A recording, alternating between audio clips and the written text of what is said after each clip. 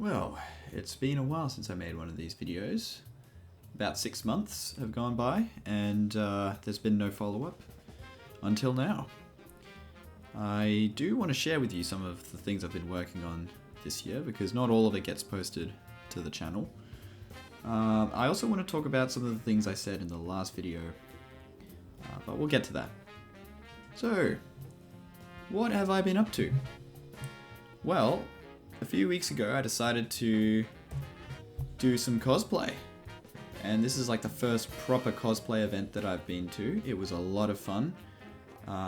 And I dressed up as Medic from TF2, as you can see on the left there. I also made a sign to go with it to kind of cash in on the Fixed TF2 protest.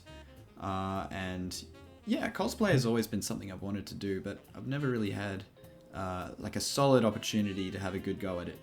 And this was exactly that, and it's honestly been the highlight of the year so far. Most of the stuff I'm wearing I bought from like discount stores and other places, but I just happened to have the lab coat lying around, and the gloves were actually $5 from Bunnings, so incredible deal. Gotta love Bunnings. The event itself was honestly amazing. I had a lot of people come up to me and be like, Medic! Oh yeah, Fixed TF2! You know, it was really cool. And I actually managed to see some more TF2 characters, as you can see there. There's the engineer and the pyro, even another medic, which is amazing. Apparently there were more, but I didn't see them. And then of course we have Chell. These are just some of the people that I met. There were tons of characters. There was, you know, Master Chief, Batman, there was characters from like every video game and movie franchise that you can imagine.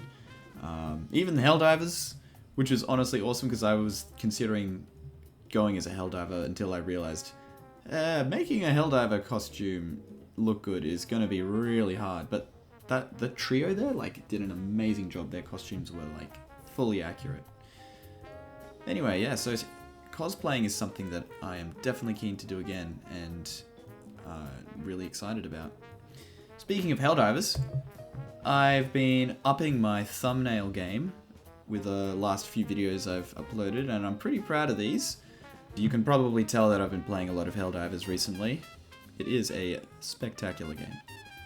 So with this quadrilogy of videos, that pretty much is the end to the Helldivers Synthesia series. Although there is one more that I've got planned, and if you stick around to the end of this video, I will show you a special sneak preview. I've also been playing a lot of Elden Ring recently. Since the Shadow of the Erdtree DLC came out, I've been playing the heck out of that. But here's something you might not know. When the trailer first came out for this DLC, I started making an a cappella cover of it, similar to the Meet the Medic acapella I did at the start of the year, and I sort of gave up halfway through because it wasn't that funny, and it was also just like extremely high effort. And since I'm never going to upload it anywhere, I might as well just show you how far I got. Here, enjoy. Peggy 16. Are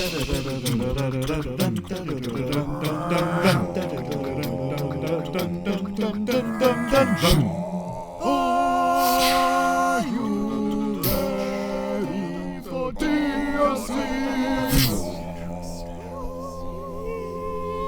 In that forsaken place,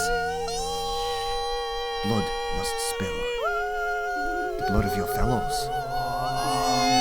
The Erdtree faithful.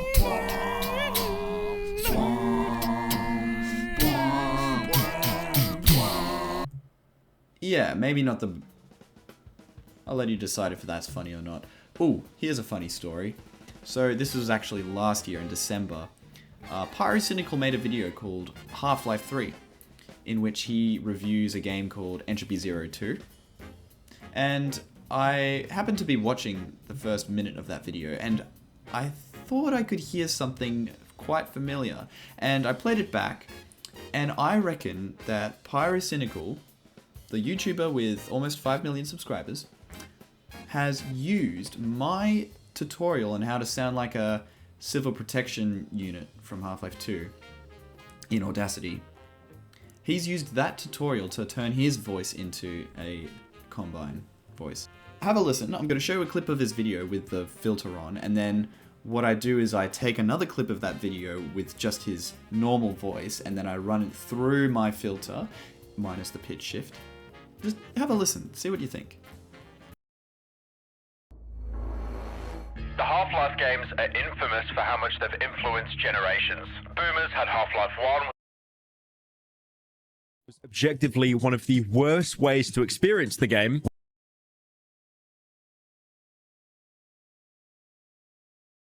Objectively one of the worst ways to experience the game, with poor textures and poor frame rates. With all the screaming signs. There are 25 different screams recorded in that game, by the way. I checked. At least it came with Team Fortress 2. That was never updated, abandoned, no cosmetics, no hats, no pyro air blast. So they sound pretty much identical, and I am like 99% sure that he's used my video, which is awesome. I'm not upset in any way. I'm stoked that a big time YouTuber has used my own sound tutorial. I think that's awesome. And I was only 99% sure that he used it, so just to be sure, because I needed to know, I did send him an email asking if he had used my MetroCop vocoder. And I was hoping that he would respond, because I wasn't making any sort of accusations, I wasn't making any demands, I was just trying to be as friendly as possible, but I got no response. Which is a little bit sad, because I still don't know whether he used my video or not. I'm like 99% sure he did, but there's always a chance that it's like a coincidence. It sounds very similar. But yeah, Pyrocynical, if you're watching this video now, I'm not after any sort of cut of revenue or anything like that. Although it would be really, really, really awesome if you credited me in the video description. Please, please, please, please, please. Anyway, moving on. And of course, we had the release of only the greatest Team Fortress 2 mod to have ever been made. This is a sound mod which I've spent the last long while working on, sort of on and off, but I worked especially vigorously on it end of last year, start of this year. And it got to the point where the mod was just so big and so chaotic that I thought I have to release this. I have to just stop working on it so I can like get on with life. I was also kind of scared that like it would just never get finished, so I decided to, you know, say, alright, I'm gonna stop this and release it. And so I made a little trailer for it, which the reception for the trailer was amazing. Reddit gave me a lot of upvotes, and I'm very happy to see, and someone even recognized me as the guy who made the 2017 mod, Owl's Meme Pack. So well done to that person for remembering that ancient mod. Yeah, the Sensory Overload is more like a sequel to Owl's Meme Pack. Well, more like a spiritual successor. It's definitely much bigger in scope, as you can see with the number of files in each one. But also just, I think I spent a lot more time refining this than I did Owl's Meme Pack. And it sort of gives you the sensory bombardment that I was kind of wanting Owl's Meme Pack to be. If you haven't checked out my mod, well, honestly, probably for the better. It will absolutely destroy your eardrums. Oh yeah, a lot of air horns and a lot of get wrecked. That's good, that means you're winning. Oh, it's so loud when you decloak. Oh, music is playing, I don't know what's happening. Oh, that's loud. Alright, Freebird solo. Oh, yes, let's do it.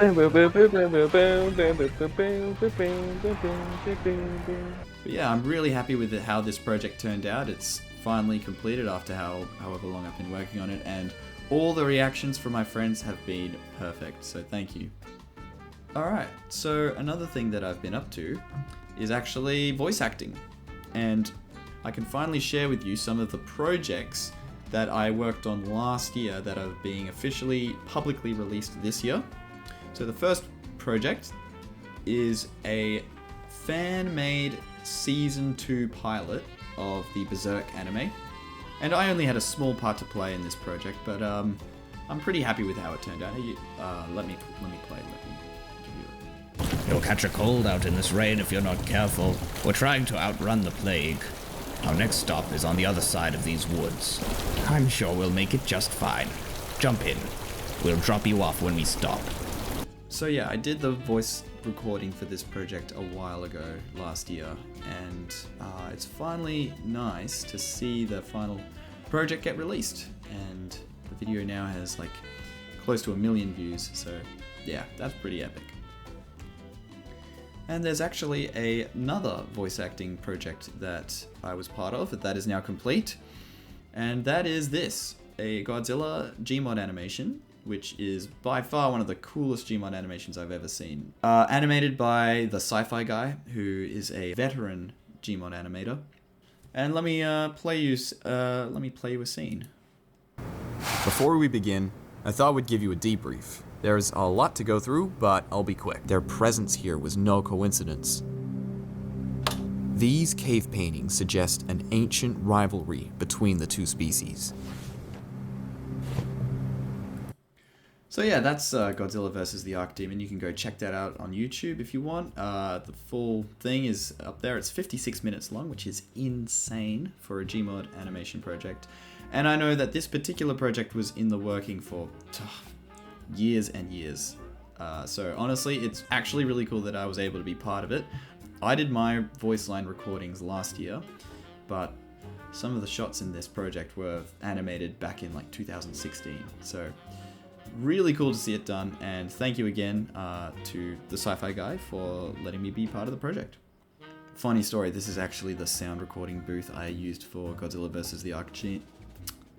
Yes, it is made out of chairs and a blanket, and I was house sitting at the time, so I could be as loud as I wanted to be. Very fun. And voice acting is not the only thing I've been up to. I have also been doing a bit of music composition. So a friend reached out to me and said that there was a game jam going on and that one of the teams needed a composer. And some of the tracks had already been composed, but I was just there to basically complete the soundtrack. So I joined the development team for Chimera, which is a roguelike game, very similar to Hades if you've played that. And it has 3 different kind of main areas, and I composed music for 2 out of those 3 areas, and I also did the theme for the shop. So I'll let you have a listen to this music and let me know what you think.